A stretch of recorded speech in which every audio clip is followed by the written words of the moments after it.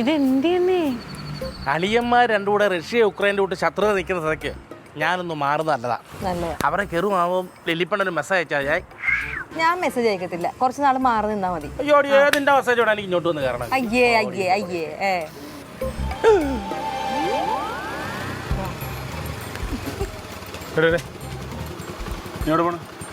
എൻ്റെ ഒരു കൂട്ടുകാരൻ്റെ അമ്മൂമ്മയുടെ ഇളയ കൊച്ചിൻ്റെ മൂത്ത കൊച്ചിൻ്റെ 28 കെട്ട് കോഴിക്കോട്ട്.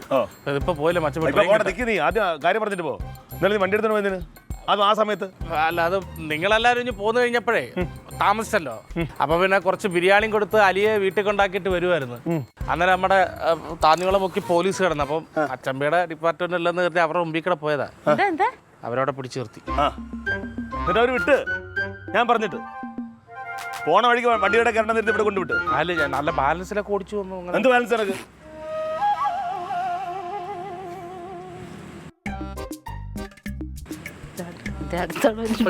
എന്തോ ലോട്ടറി എടുത്തിട്ട് വന്നേക്കണേ. അവിടെ നില്ല് നീ. ഒരുമാതിരി തോന്നിയാസം കാണിക്കല്ലേ നീ. കേട്ടാ അനിയനാണ് ബന്ധമാണ് സ്വന്തമാണെന്ന് പറഞ്ഞിട്ട് നിന്നെ സഹിക്കണതിനൊക്കെ ഒരു പരിധിയുണ്ട്. കല്യാണം ആയിട്ട് പോയി തോന്നിയാസം കാണിക്കാൻ നിന്റെ താഴെ പറഞ്ഞത്. നിന്റെ ആരവർ നിന്റെ വല്ല ബന്ധുക്കളാ സ്വന്തക്കാരാ? ഒന്നുമില്ലല്ലോ.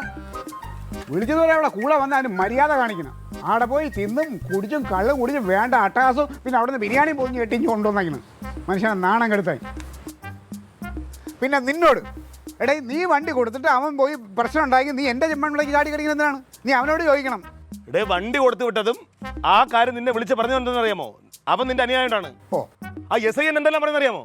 പുള്ളി ചോദിക്കാ നിന്റെ അളിയന്മാരല്ല ഇങ്ങനെ എന്നുടേന്ന്. നാണം കിട്ടുമോ ഞാൻ അവിടെ? അങ്ങനെയൊക്കെ ചോദിച്ചു.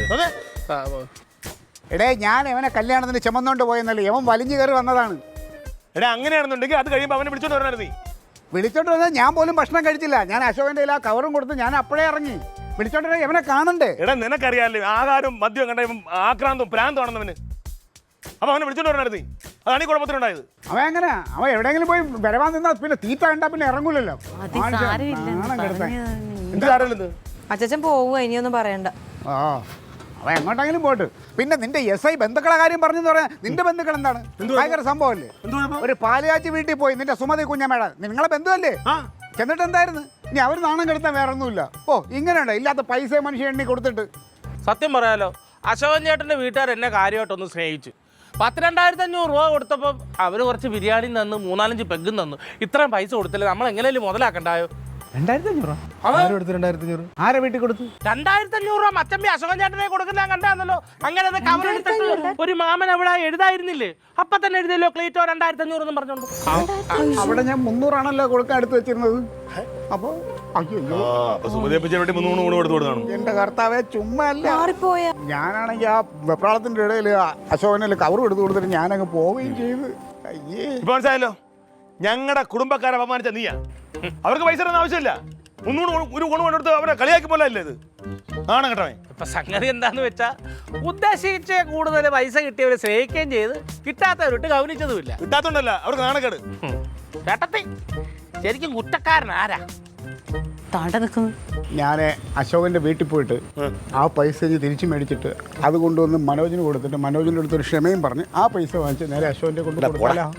അയ്യോ, ചെല്ലിപ്പ തന്നെ എടുത്തു തരും.